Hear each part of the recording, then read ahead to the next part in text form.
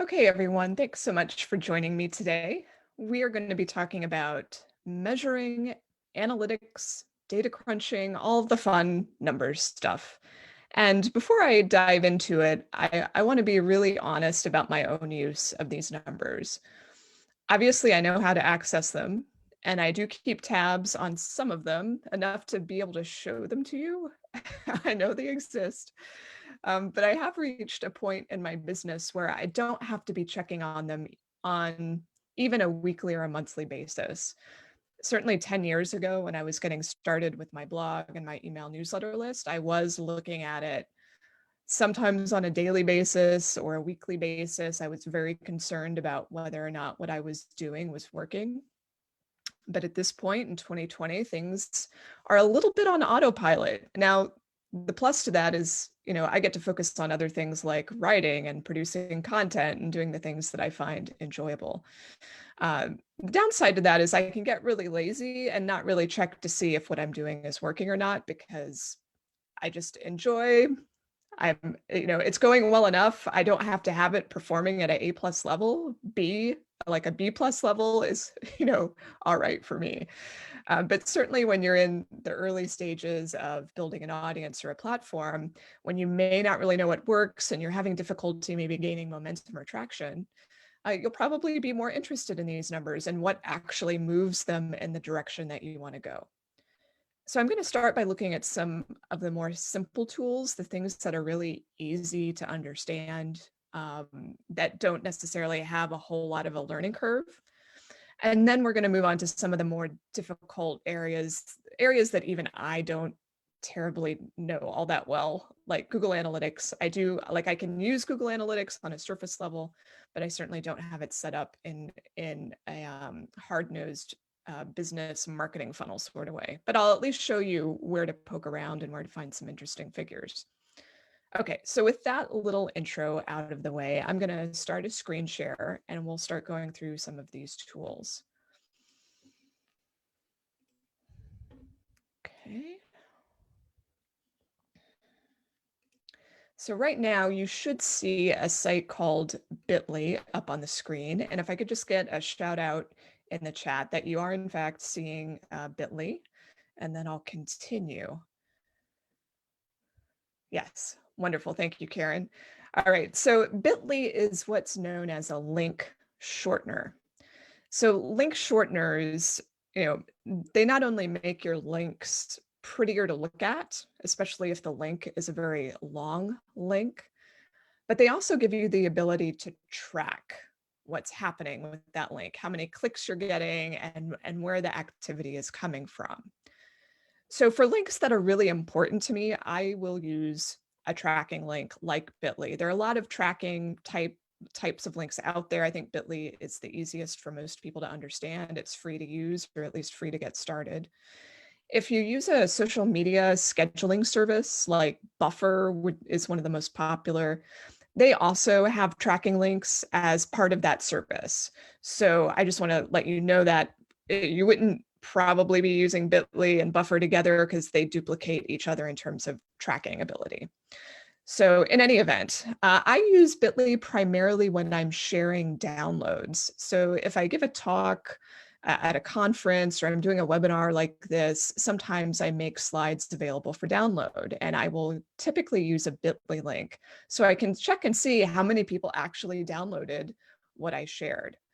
So here you're seeing the dashboard. This is what you see when you first log in to Bitly if you have an account.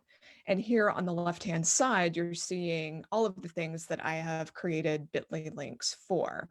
I've also customized them so that they're a little bit easier for me to understand what they are and for people to write them down.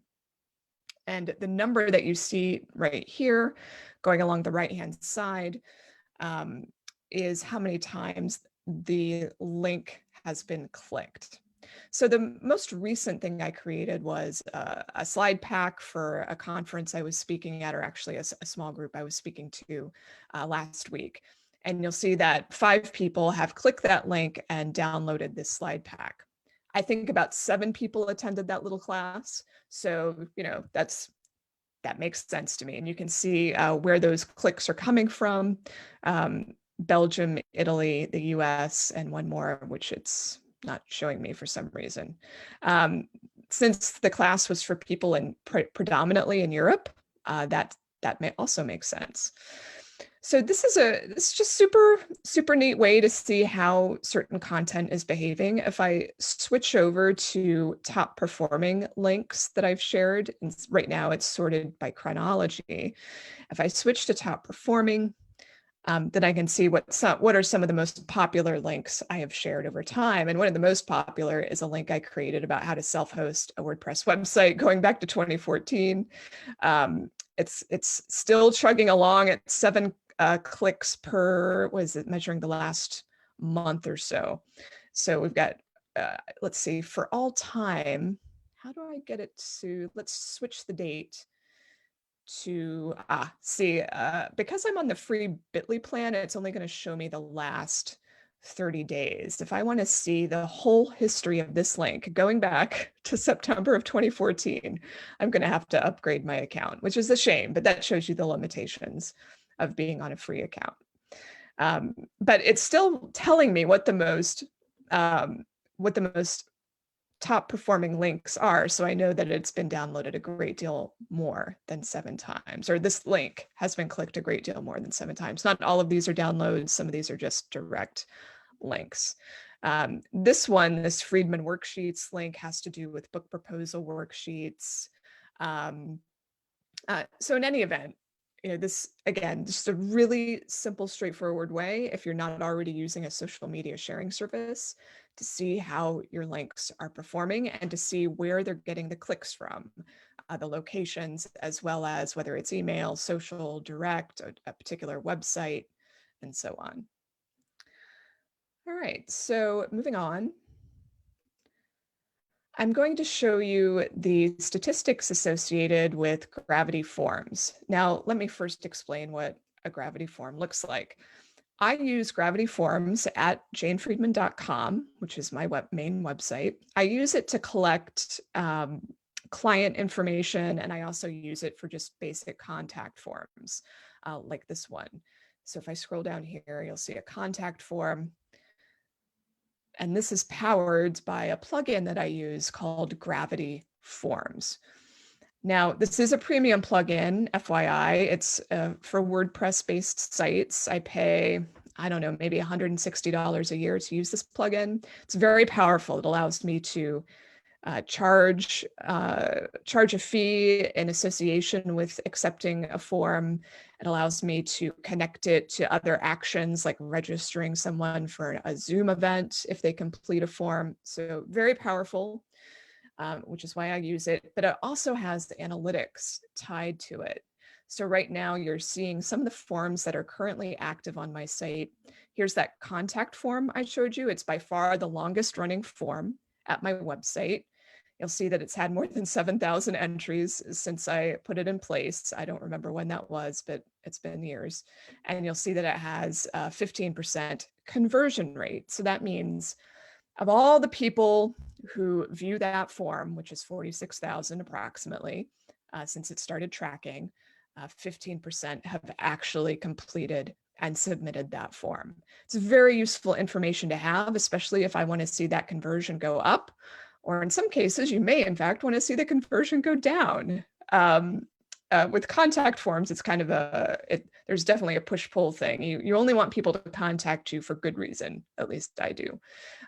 So I don't want this to go so low that I'm discouraging people, but neither would I really want it to be at 100% because I would be overflowing with email all day long.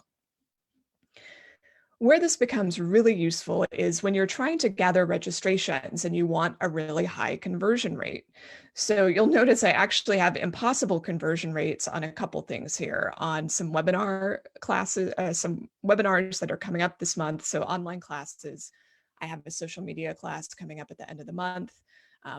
Allison Williams is teaching a webinar on your second draft this Wednesday, and you'll see these really absurdly high conversion rates. I actually don't know how to explain that to you, other than obviously the form isn't capturing as many views as there are entries. So for instance, this class does in fact have 400 people registered for it. And this class so far has 85 people registered for it. So clearly something's amiss here with how I've set it up, or because it's not tabulating things appropriately. But it is definitely for these other forms where you see a much lower conversion rate. This 1% is tied to a $200 service. The book proposal consulting is tied to an even more expensive service. This is a $500 service. So, these sorts of low conversion rates are really typical for anything where you're charging people. And if I wanted to try and do better on conversion, I would definitely be looking at, I would look at rewriting the copy on the form. I would look at adding more images. There are lots of ways you can, increase conversion. But you need to at least know the conversion in order to make improvements. So just to, again, give you a little sense of what these forms look like, they're really, for me, sales pages. So I'm selling people on working with me at a very particular price. So this is the nonfiction book proposal consulting page. And I explain, what it is, some testimonials, and then I step people through what's involved in these consultations. And then if people actually click and book, then it becomes a positive submission on this form, and it would contribute to a positive conversion rate.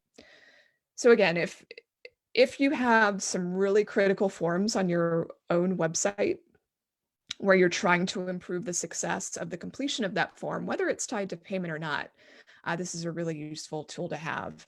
I'm sure there are other form builders that I would hope that are free that also have this sort of information. I don't think that you necessarily have to buy into Gravity Forms just to get these figures.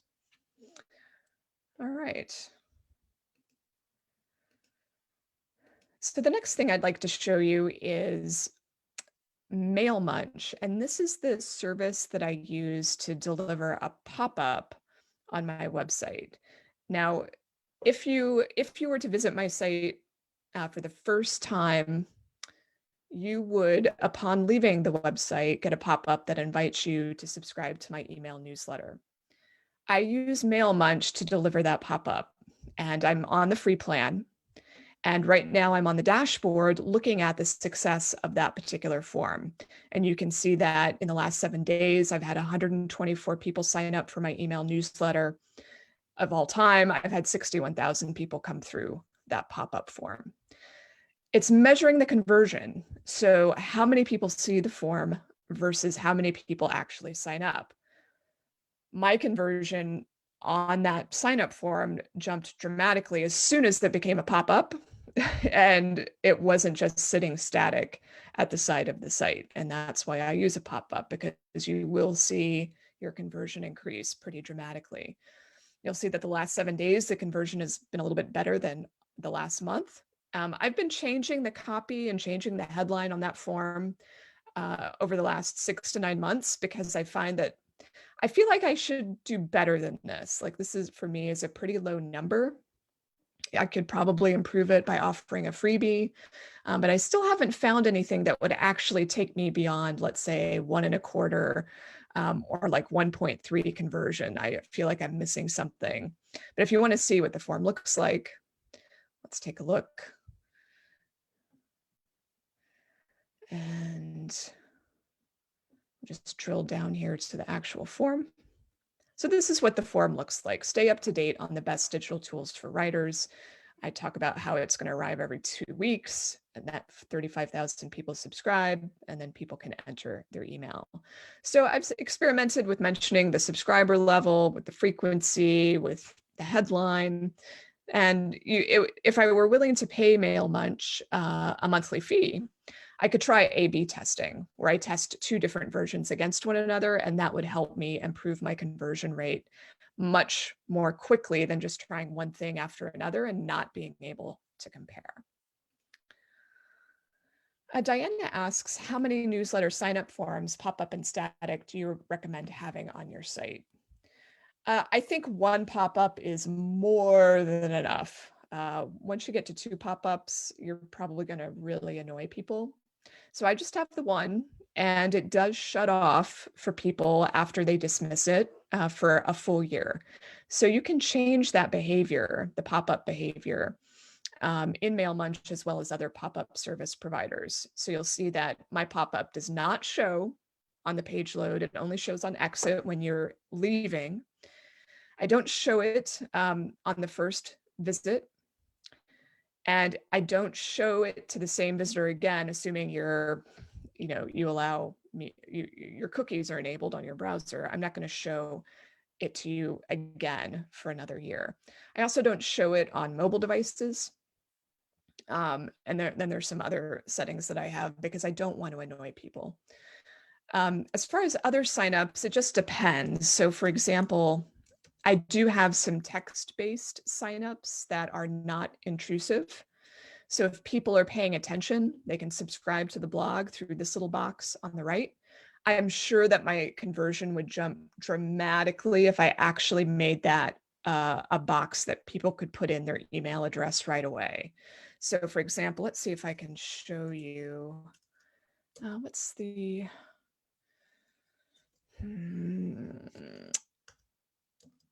I've just blanked on which site it is. But I'm sure that you've seen it where people will have a box in the sidebar and all you have to do is put your email address right into the box. You don't have to leave the page.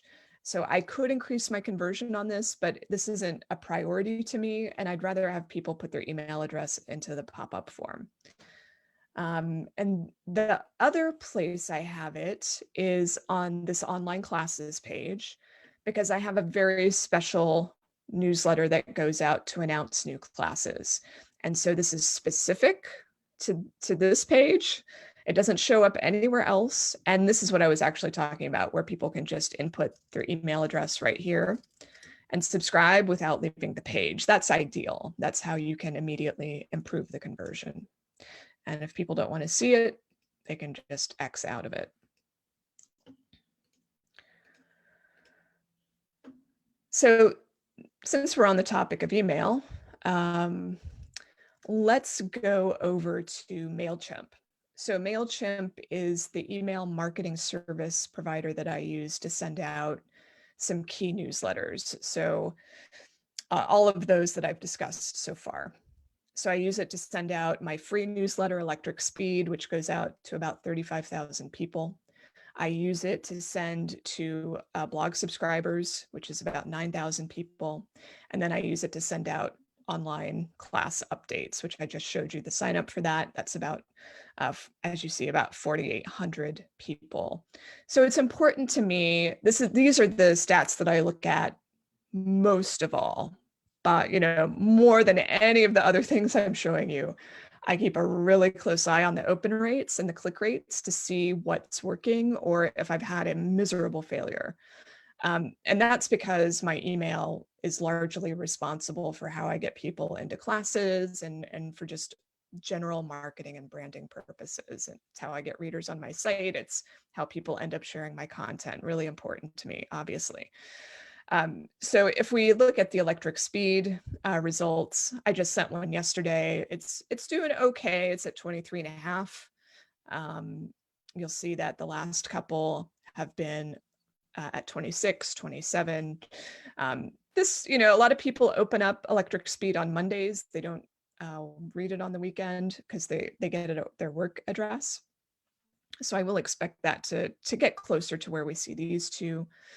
You'll see that this particular issue had a better open rate, 28, 29. So you see I've got a little bit of degradation going on here, like it's dropping by a point or two from where it was in the fall. Now, I find that that's actually not so uncommon as we hit the holiday season because people are inundated with email. And so they might just not be opening it all. It's when you have that sort of attrition or just declining numbers, there are lots of things that you can do. You can clean up the list. You can try, getting something juicier into your subject line the next time around. But I find that the subject line is by far the biggest thing that affects your open rate, aside from just things ending up in people's spam or promotions folder when they shouldn't. It's really hard to control that, unfortunately. So let's look at, oh, I forgot the other thing. Let's view the report. Let's go back to a little bit older one, something that's a little more finished. So this one's been out for a couple weeks. So if you click into the stats, it's going to give you some finer figures. You know, you'll get an unsubscribe number. This is pretty average for me. 100 people will drop off with just about every issue. There's also a large number that bounce, meaning the email address has gone bad, or it's a soft bounce. There's also top links clicked, which is really helpful for me to understand, okay, what is it in this newsletter that really engaged people? I share digital media and tools, I share blog posts, I share all sorts of recommendations. And you'll see that here, this tool by far was more interesting to people. And it happens to be archive, a newspaper archive. So this tells me that if I want to make my readers happy, maybe I should be looking for more things like this to share in future issues. You'll see that the blog post that I mentioned in this issue also got a nice number of clicks, got subscribers with the most opens, and then top locations by opens. So the data by itself on a per issue basis, it's useful for looking at the number, looking at what links got clicked. But I think the information only becomes valuable when you look at it in a greater context of what have your numbers been over time? Are you improving? Was there something remarkable about this issue? What was it? And so on. So if I take a look at, I'll just show you a different list and how the numbers can just be quite different from one another. So the online class updates, this is a purely marketing oriented newsletter. Its only purpose is to tell people about new classes. And you'll see that it has a higher open rate. Part of that is because it's a newer, younger list. And I think that it's also just more highly targeted. The other newsletter is broad. So it's also a very old list. It's 10 years old. So younger lists, more highly targeted lists will tend to have better open rates. And you can see that it's pretty consistent, like around 47% each time, although this most recent one was a little bit under. But again, it's sending during the holidays. I think you tend to see softer numbers. All right, so those are the MailChimp stats. I see there are a couple questions coming in for that. Alita asks, could you see MailChimp analytics when it was free before 2,000 subscribers? So I was on the free plan from roughly 2010 to 2015. So I haven't been on a free plan for a long time. I do know that when I was on the free plan, yes, I saw all of these statistics. However, I know that MailChimp has been trimming and trimming and trimming and trimming away from that free plan and making it less attractive. So it's possible that at this point, they have taken away some of those analytics that I just showed you. I'm not certain. But if you don't have those analytics, it really hobbles you. You need to be able to see how it's performing in order to improve. If MailChimp indeed doesn't show you what I've just showed you on the free plan, I would take a look at MailerLite, which is a competitor, and see if they offer the full suite of statistics so that you can see how your content's doing. Diana asks if MailMunch works to create static signups, or is it just pop-ups? In fact, MailMunch does a lot of different types of pop-ups. Let me just go back over to MailMunch for a moment. Because the style of pop-up is pretty important. And I find, the traditional pop-up, a lot of people have like a personal aversion to it and they don't want to subject other people to that, even though it's highly effective. But it is possible to do a softer pop-up like the one I showed you, the hello bar, which is a ribbon at the top of the page. That's a softer version. Let's see if I can show you want to create a new one. It's really making that hard, isn't it? Here we go. Create a new campaign. Just create, okay. Sign up form. All right, so here are the types you can choose from. So I'm using the classic popover. You can also have an embedded form. You can have the top bar, that's what I call a hello bar. You can have a scroll box, which is something that follows people as they scroll down the page. Personally, I hate those, but some people find that they perform really well. There's also one that will just appear static in the sidebar. And then there's also what they call cover. I call this a roadblock, where people cannot see anything on your website until they get past this roadblock. I don't like these, but I know that they can be effective. So those are the choices that you have. Hillary mentions that the MailChimp stats are still there on the free plan. So that's a relief, because that would just be really horrible of them to punish people in that way. I mean, I would hope they want you to grow your list. They want you to improve so that you cross that 2,000 email threshold and then become a paying customer. Okay. So let's segue into social media analytics. Not everyone realizes some of the analytics that are available for just about every social media site. I'm going to show you Twitter first.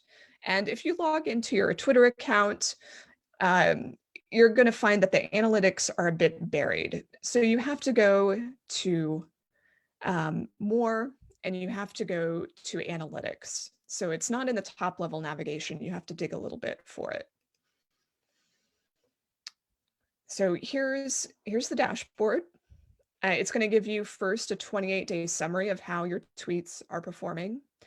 And it's really important to look at this in the context of your activity, like what's the volume of your activity? Because if your volume of activity is down, then the volume of your impressions and so on is also going to be down. So you'll see in the last month, my tweets are up by 13%. My impressions are up by 40%. So that's really nice. Profile visits way up, mentions a little bit down, followers a little bit down. Makes me wonder if I perhaps tweeted something political lately. Who knows? I've a long time ago, I stopped paying attention to the follower number. And I've almost like, my follower number has been a flat line for years now. It's even declined when Twitter got rid of a lot of the bots and fake accounts and all of the kind of garbage that's floating around. It used to be at a high of, I don't know, like 223, 224. But in any event, I don't pay attention to the follower number at this point. What's more important to me is the engagement numbers, and also what's gaining traction and who are the people that are engaging with me in a valuable way. So you'll see that one of the top mentions that I got was from Laura Portwood Stacer. This is a freelancer, someone who is kind of like, does the sort of work I do, but with people on the academic side, so professors. So this is, this is like I would consider this person like a VIP. Like, she can generate engagement just by tweeting about something on my name. So this is very, very helpful. I might want to send her a Christmas card. Here's my top tweet. That's no surprise. There's also a top media tweet. So there's my top follower if I want to know who with a big following has recently followed me. Maybe I want to reach out and engage with them specifically. And then it'll give you a retrospective of each month going back. So you'll see that different names pop up. See, I have different top mentions.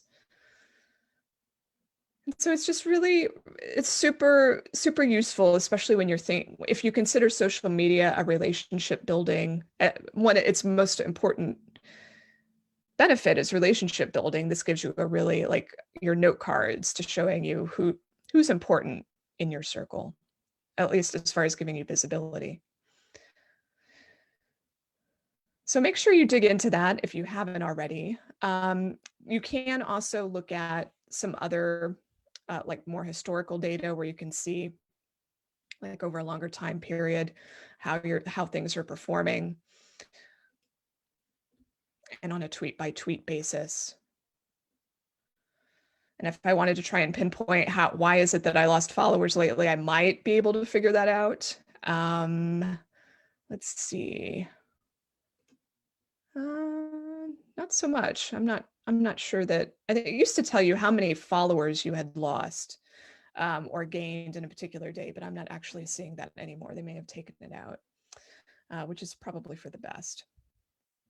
So all very useful information. If you have a Facebook page, you're going to see very similar statistics, but of course presented differently. I love that Twitter gives this to you whether or not you're on, all Twitter accounts are the same. So you don't have to have a so-called business account on Twitter. It doesn't exist in order to access this information, but you do on Facebook, which is a shame.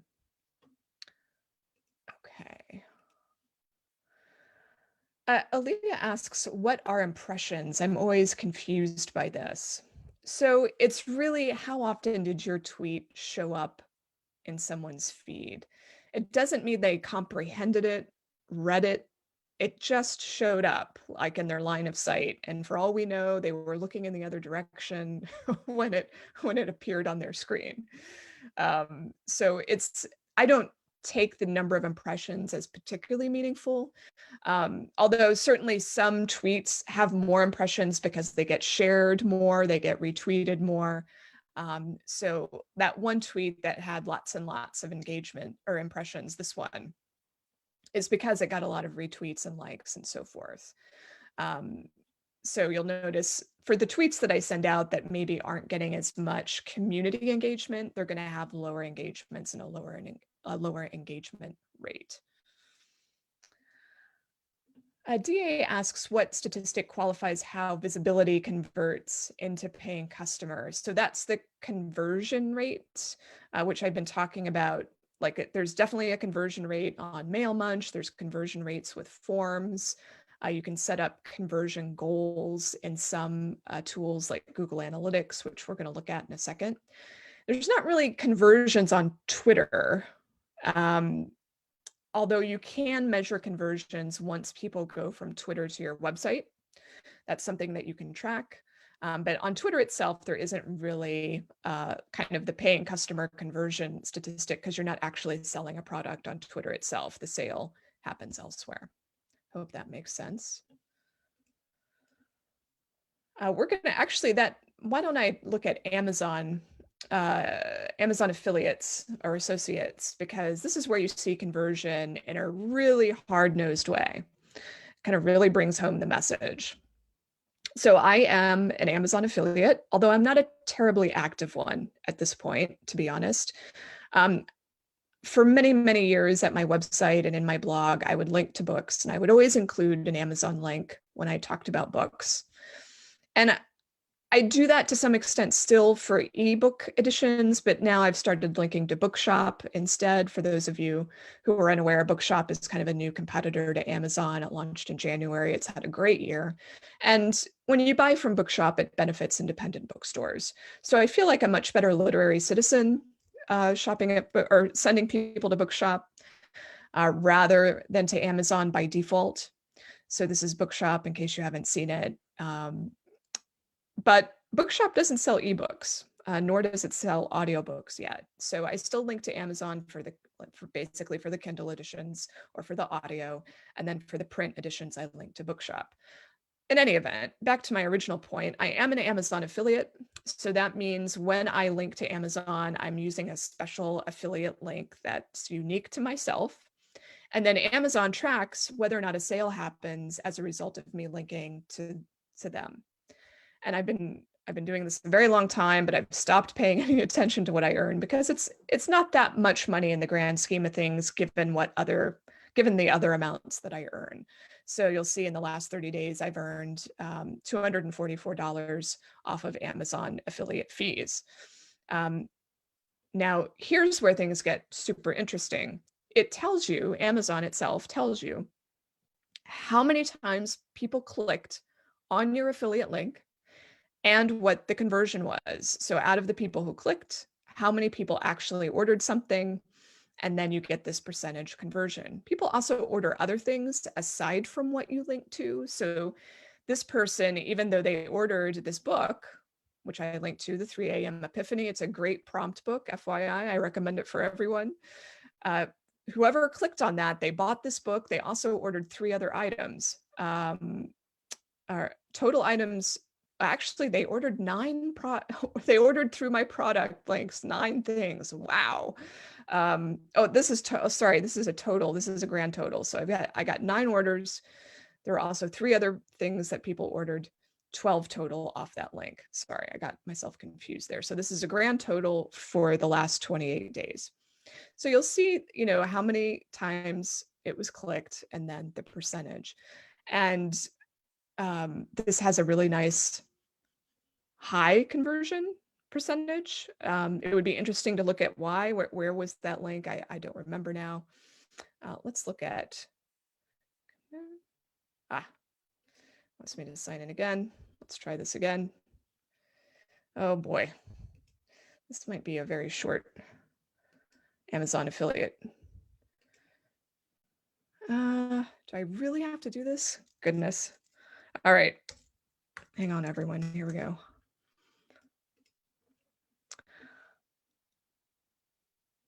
It's thinking, did I do it?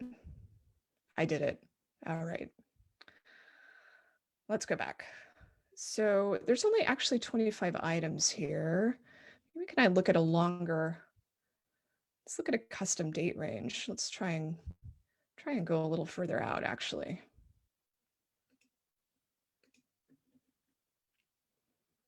There we go. So I just wanted to get a better sense here if I can show you more conversion rates. I'm wondering why it's just showing. Here we go. Let's try next instead. Okay. So now we're starting to see things that people ordered that I didn't actually link to, but I got credit for. So that's how affiliate marketing works. You get credit, at least through Amazon, you get credit for all of these things people bought, starting with your link, even though you didn't actually link to them. And you can see that overall, I only use text-based links for the most part.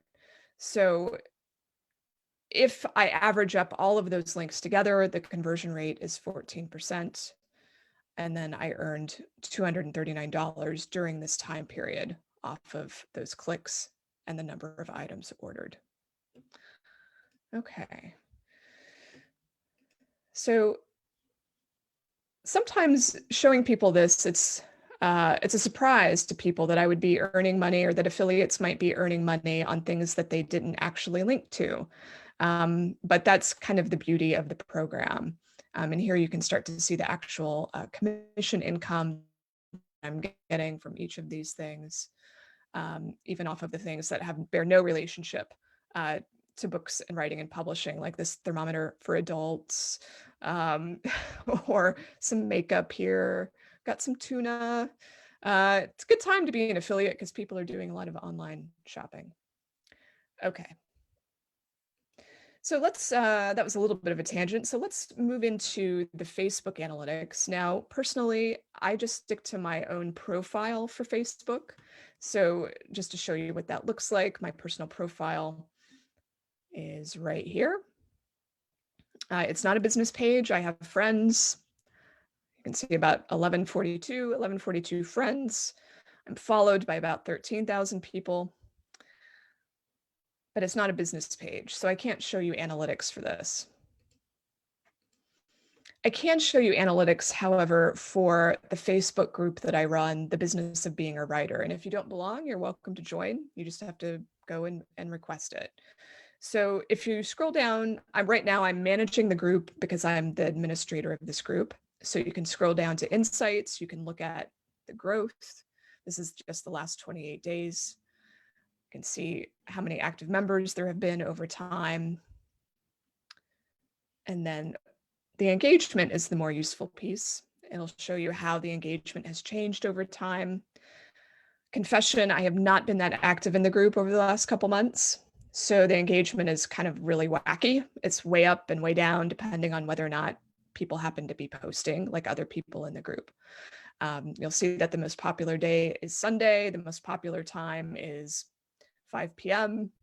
You can see some of the top posts.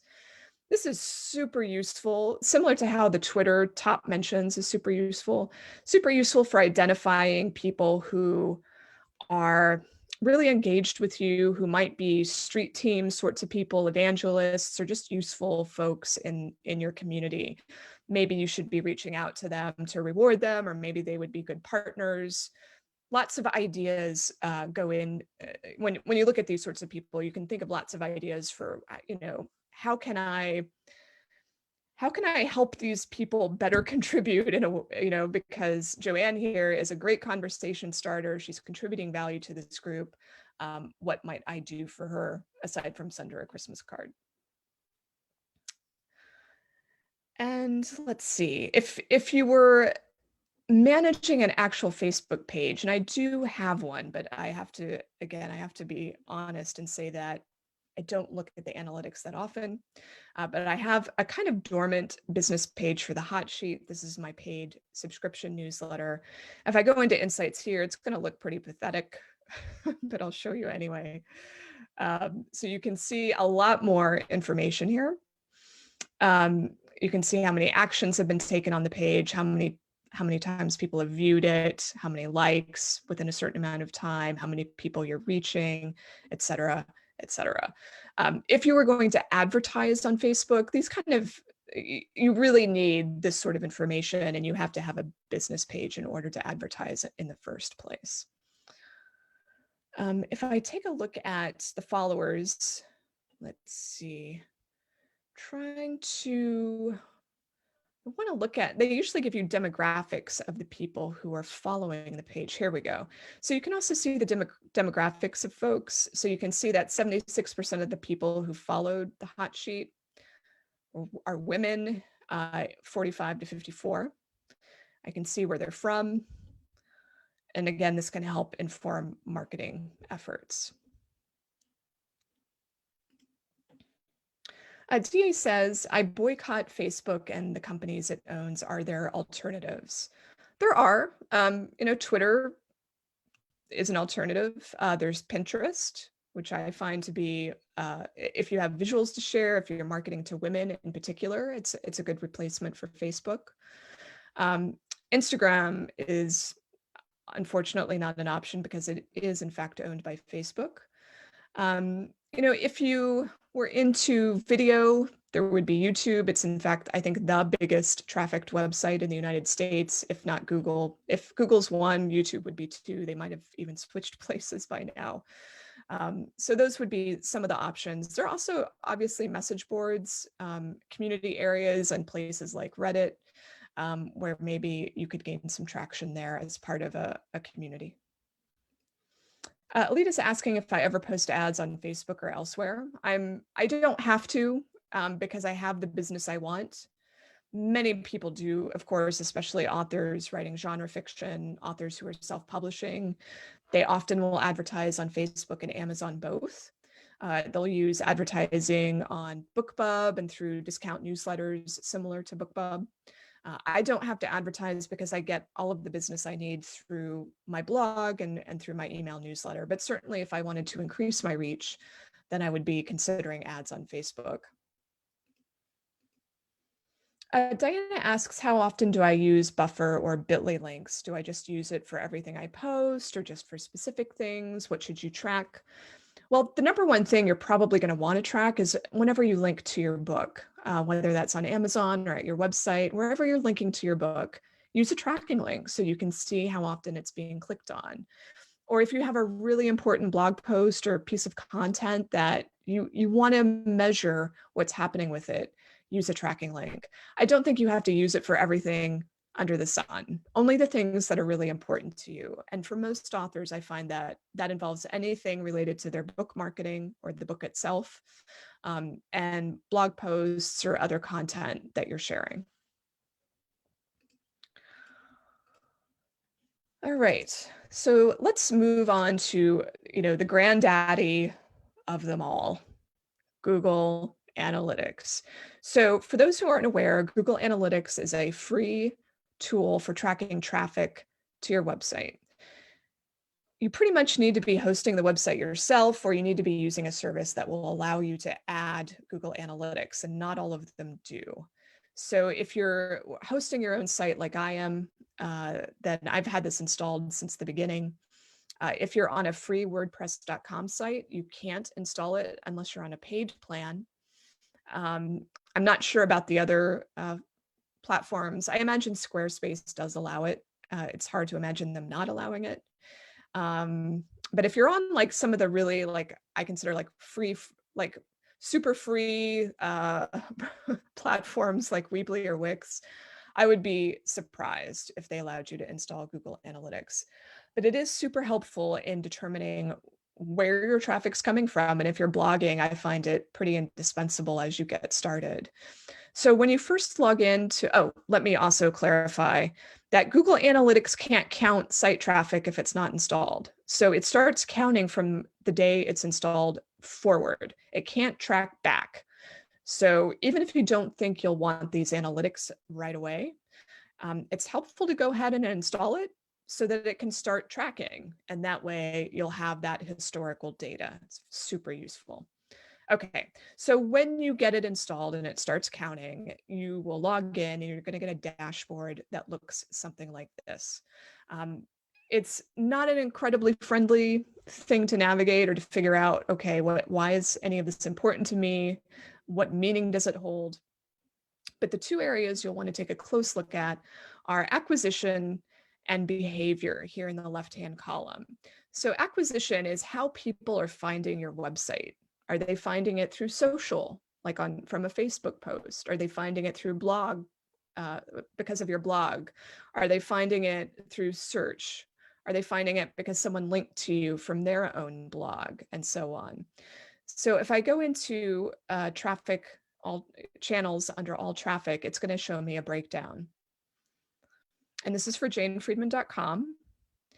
And here's the breakdown. So there aren't that many places, right, that your traffic can come from. It's not going to be a long list. It's only, for most sites, it's only going to be 5 or 6 places. So you can see that organic search is at the top at 65% of my site traffic, followed by direct. This is a little bit of a dark pool. You don't always know exactly what direct is, but it's, for instance, people who've bookmarked your site, people who've mentioned your site, like in a text message or in an email, places that Google, it just can't tell how people ended up clicking this particular link. Often it's not from a website. So you'll see that's a pretty good percentage too, 21%. Referral, that's other websites. It could be anything from the New York Times to average person blog. We've got social media, which you see is a very low percentage relative to the other sources, 4.4%, and then email. The email I know is much higher. In fact, a good portion of this direct is really email traffic, but I haven't set up the links properly in my MailChimp emails. Shame on me. I could better track that and have a more accurate picture of how much traffic's coming from emails. It's definitely more than this number reflects. The other nice thing you learn from this is which source is giving you pretty valuable traffic.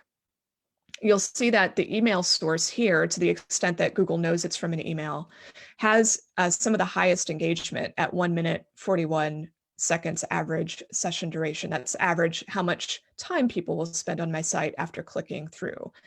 You'll see that the lowest is actually organic search, which isn't a surprise because that's drawing people from a lot of different places for a lot of different reasons, people who may not be familiar with my site. And then there's this mysterious other, who knows what that is. So that's one of the first things you can look at. And certainly if you wanted to drill down into social and see, okay, which is the most valuable social network for me, you can do that. You'll see that Facebook is at the top, no surprise. It's always been at the top for me, with Twitter in second. Then you'll see Pinterest is, in some respects, a surprising third. I do not engage on Twitter, yet it's in number 3. That shows a lot of untapped potential if I wanted to increase traffic to my site. this tells me I should be active on Pinterest because I'm not even doing anything. Whereas with LinkedIn, I'm very dedicated in posting to LinkedIn, like anytime I have something new, but it's not even sending as much as Pinterest. So you can see now how analytics really help inform your decision making about where is my time best spent. Maybe I shouldn't be making all those posts on LinkedIn because no one's actually visiting and reading anything.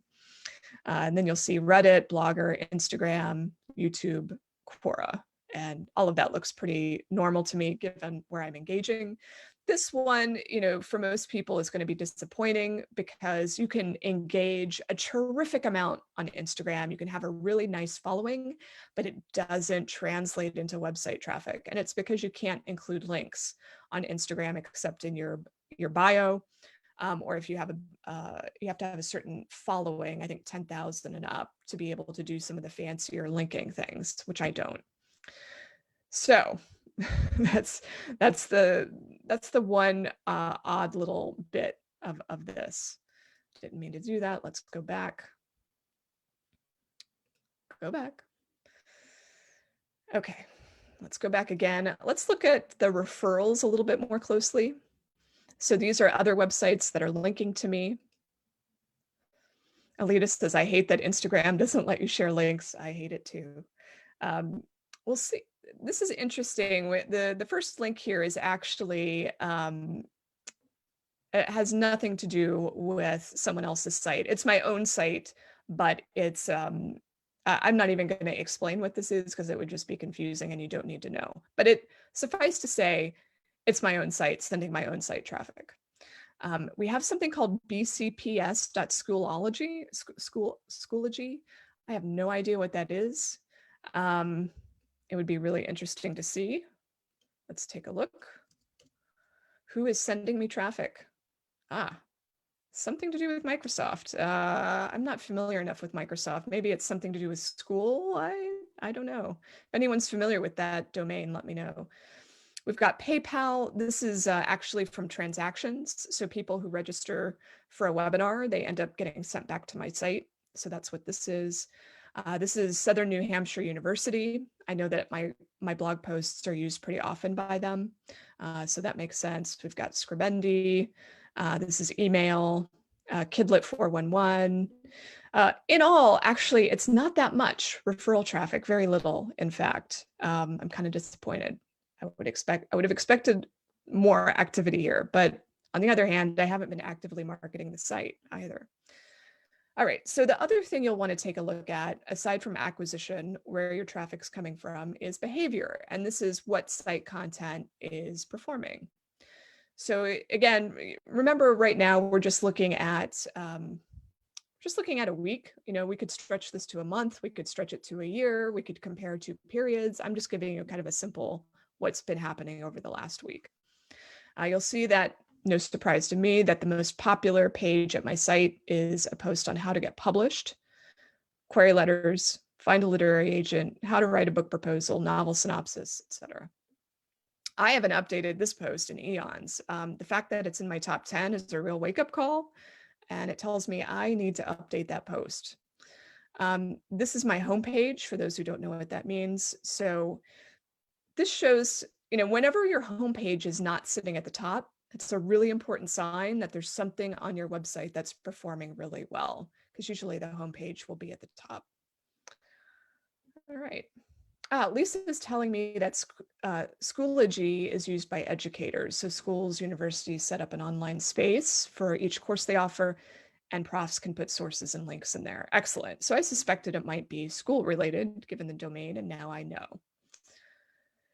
Now, something really cool you can do once you've identified a post or a page that's performing really well, you can click down to a secondary dimension to see, okay, I want to see how are people finding this post. I would like to compare the source.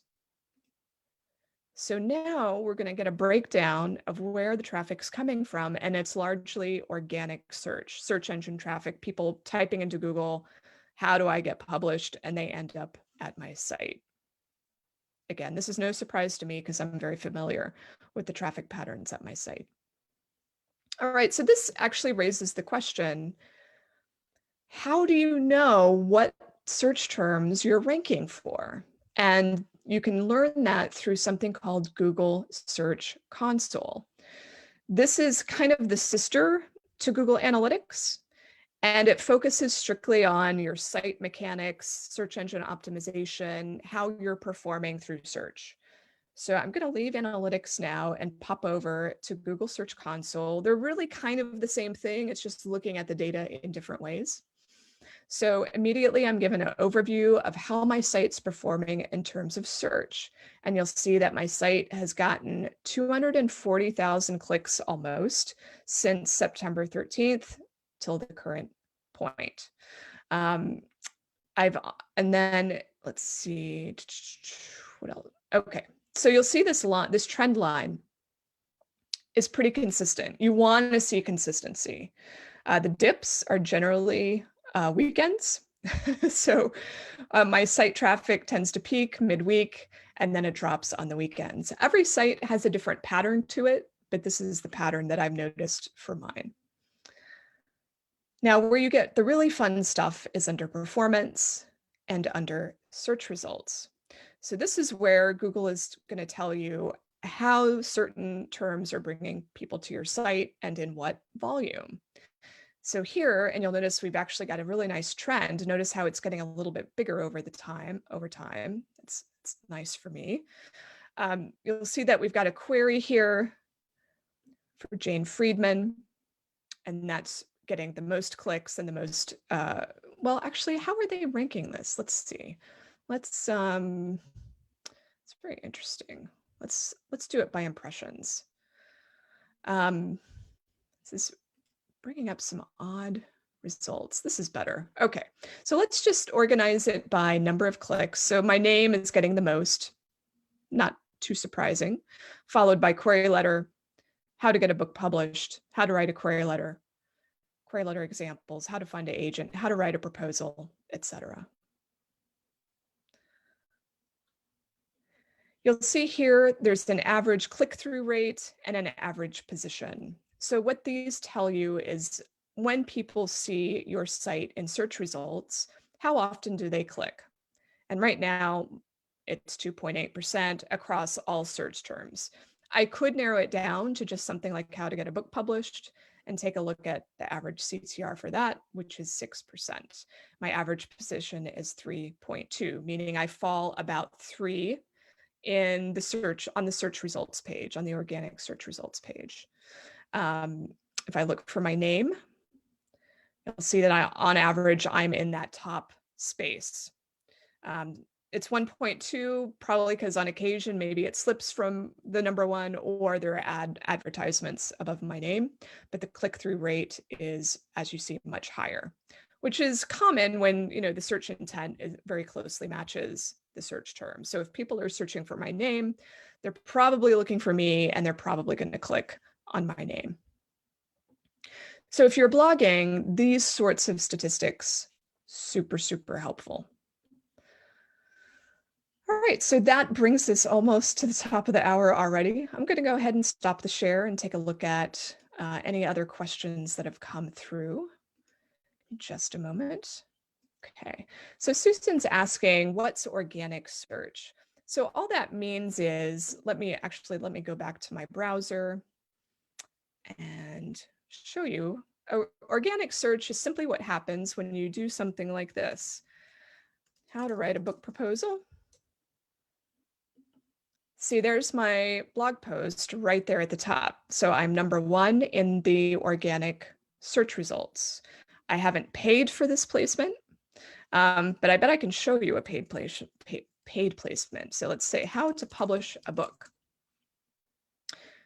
Look, we've got 4 advertisements right here at the top. 4 ads before we even get to a result. And first we have like this discovery box.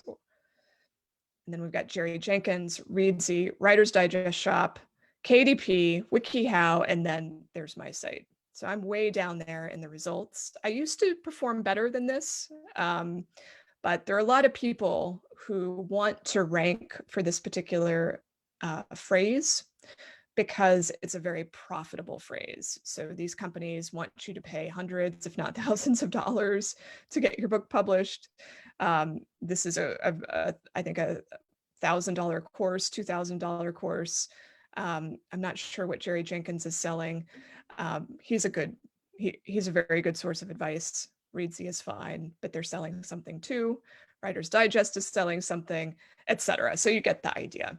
So the ads are paid placement. Everything else is organic. Diana asks, do you have to sign up for Google Search Console separately from Google Analytics? You do have to connect the two, yes. So there's a separate sign up process for each. And Alita asks for the best blogging platforms. She keeps running out of storage. Well, I would recommend WordPress.com as a starting point. If we've run out of storage there, then I would pay for the storage, I suppose. It's unusual that you would run out of storage on a blogging platform, I think, unless you're uploading a lot of audio or video directly to the blog. If you are doing that, maybe you should host the audio or video somewhere else to avoid that. But WordPress.com is my suggestion for anyone blogging. Alita says she is on WordPress and she keeps running out. So I'm sorry to hear that. It might be time to self-host instead if your storage needs are that high. DA says it seems like this takes a lot of time away from creating literary content that sells. So how much time should one devote to social media versus actual creative authorship? So I'll go back to my initial spiel, which was I don't actually look at these numbers all that frequently. And I am at a point in my business where it's not necessary, although if I want to keep traffic coming to my site, I really need to revisit some of those posts and try to rank better on that organic search results page. For me, it's about understanding what's working. And if you're focused on writing books and producing material that doesn't go online, then to some extent, a lot of this isn't going to apply to you. But I do think the social media analytics and understanding who you're engaging with and who are the most frequent people to spread word of mouth on your behalf, that's pretty important. Because when your book does come out, you need to know who are the people in your circle who are going to stand up and support you. Who are the literary citizens that you've been engaging with over the years, that you've been supporting too. You can't launch a book by yourself. I think that's the bottom line. You really need a community to help and support you. And that's why social media comes into play so often, because it's the most direct and straightforward way to support other writers and authors and books. So I would consider it as contributing to literary culture, contributing to conversation about books. We all want to see books have an important place in discussions.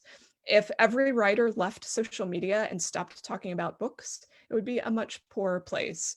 So consider yourself an important advocate for literary culture when you're online.